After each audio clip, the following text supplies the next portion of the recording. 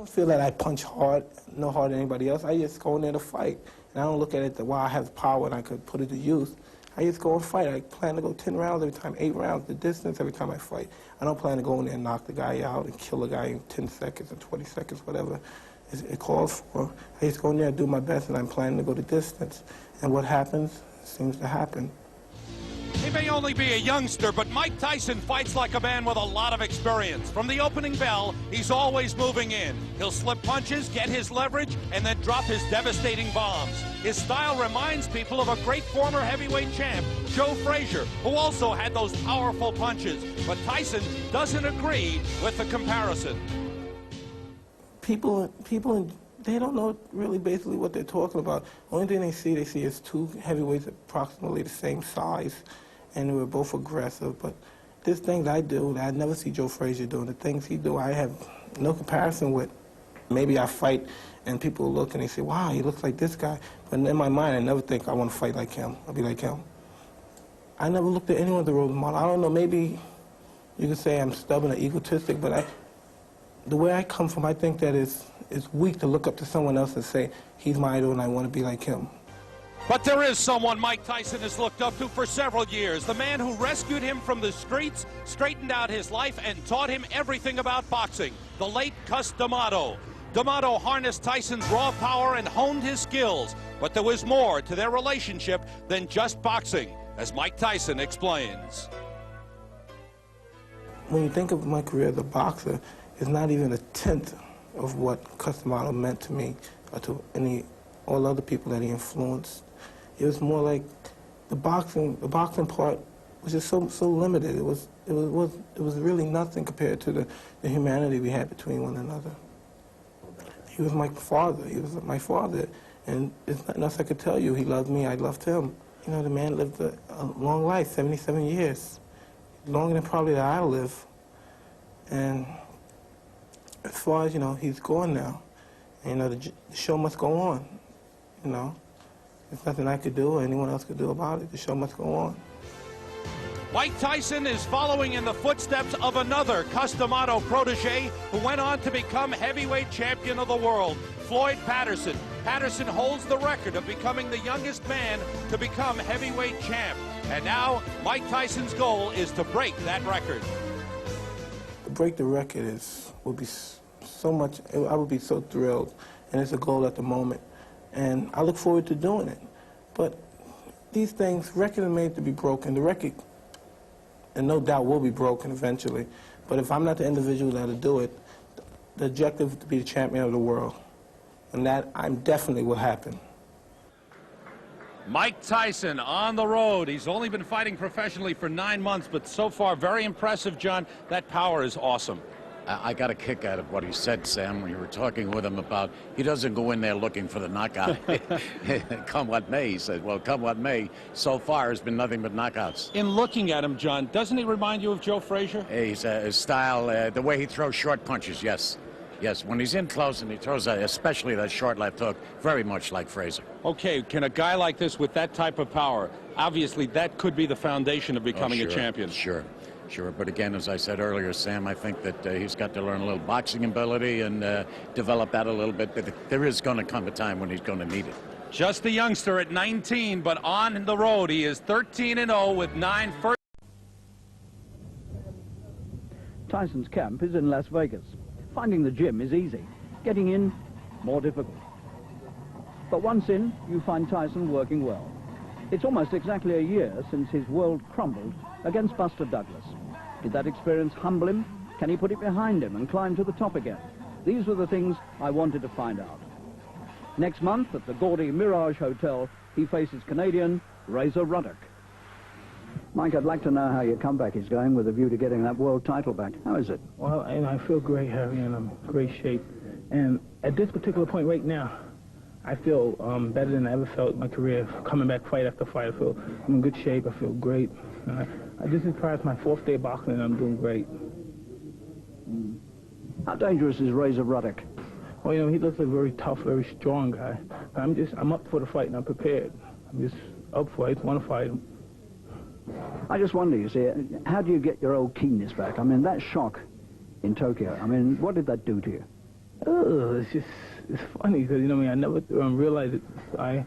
I just often think about it now. I said, whoa, what the hell happened? And every now and then I think, well, God, I don't believe it until then it sits in. It really haven't started sitting into recently.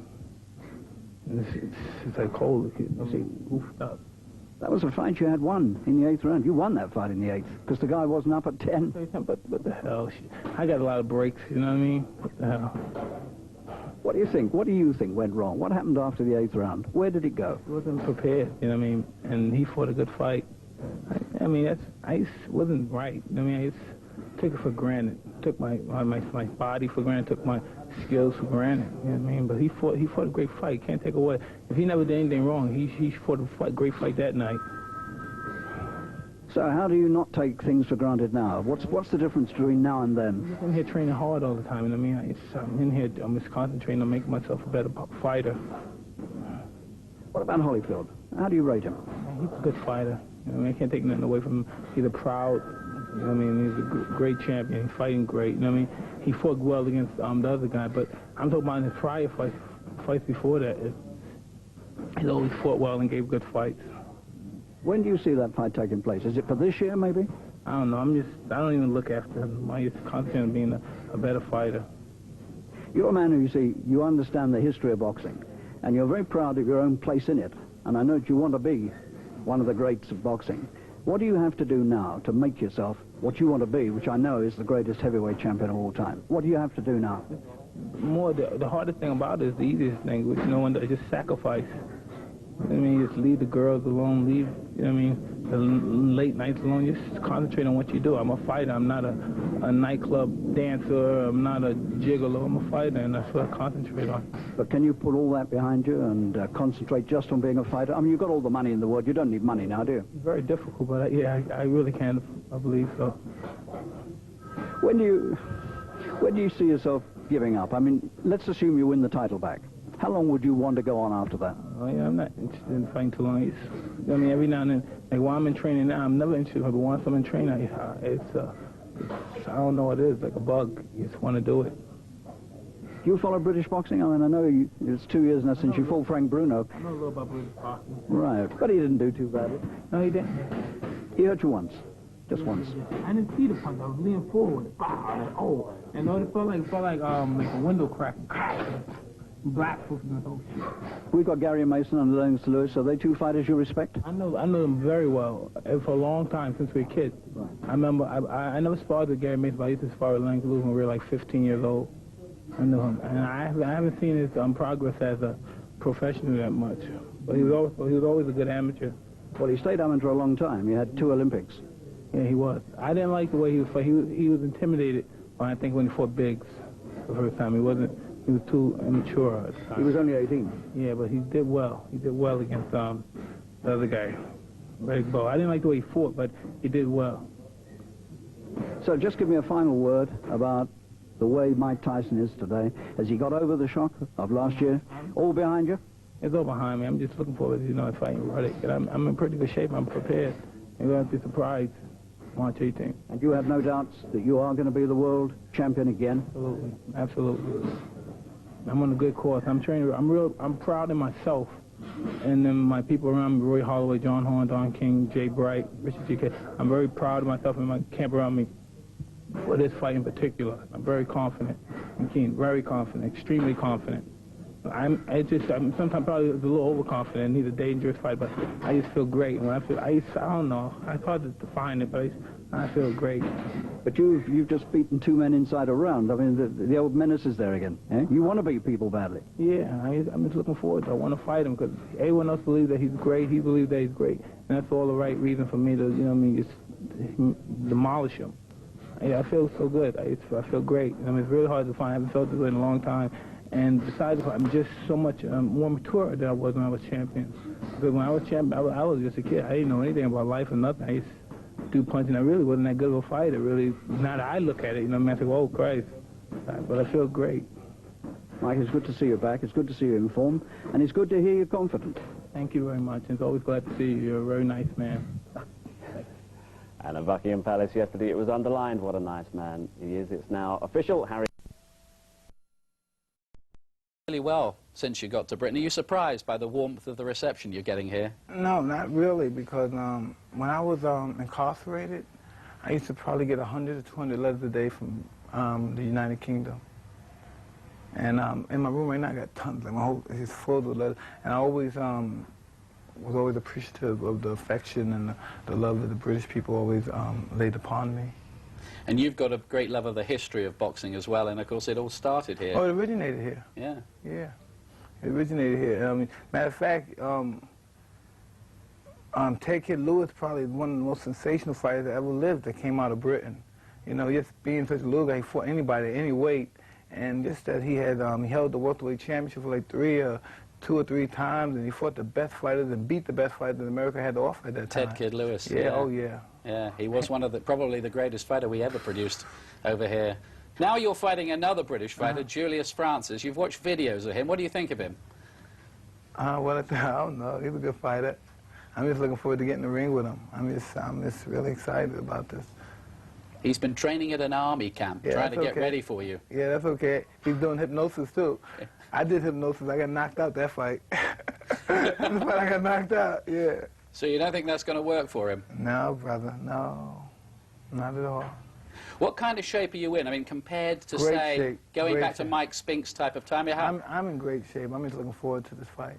I'm in great shape. Do you think that you can get it all back? I mean, you're 33 now.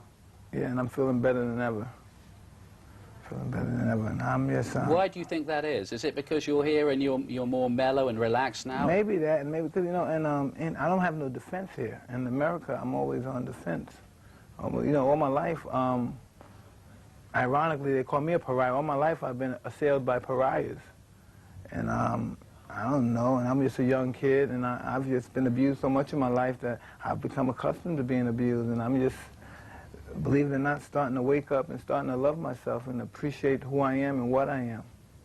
Do you think you're getting fair treatment here? I mean, Frank Warren's been looking after you. Oh, yeah, but as far as the guy, the lady organization and stuff like that, I'm just that kind of guy. People say something against me, I'm going to strike back.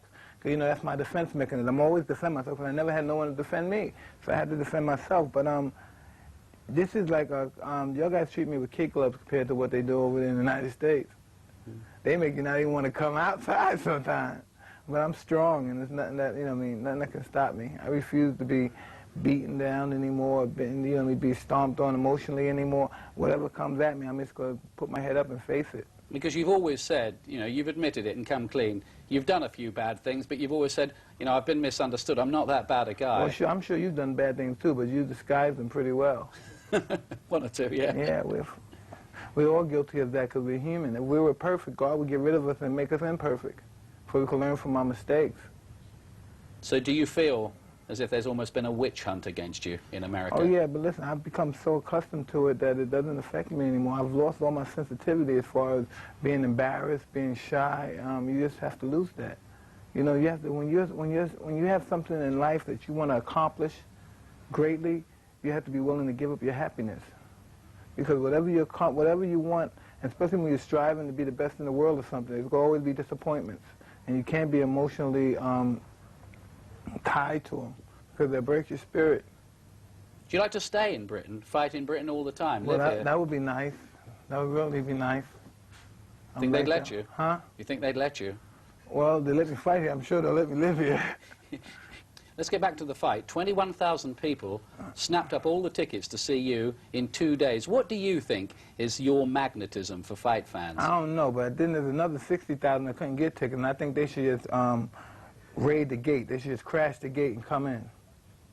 That's what I believe. Don't give them ideas, Mike. No, that's what they need. They need ideas. They're supposed to see me fight. If I'm a fan of somebody, I remember when I was a fan of Watch Duran and these guys fight, I break in, I crash the gate, I break in. I rally up a bunch of guys from the street. Come on, man, come on. They can't stop us, and I just crash right through the gate. Well, maybe we can have you back here in the summer and you can fight at Wembley Stadium in front of 80,000 people. Well, that'd be nice as well. But I think those 80,000 people should try to come in and pay a visit to the little Manchester as well.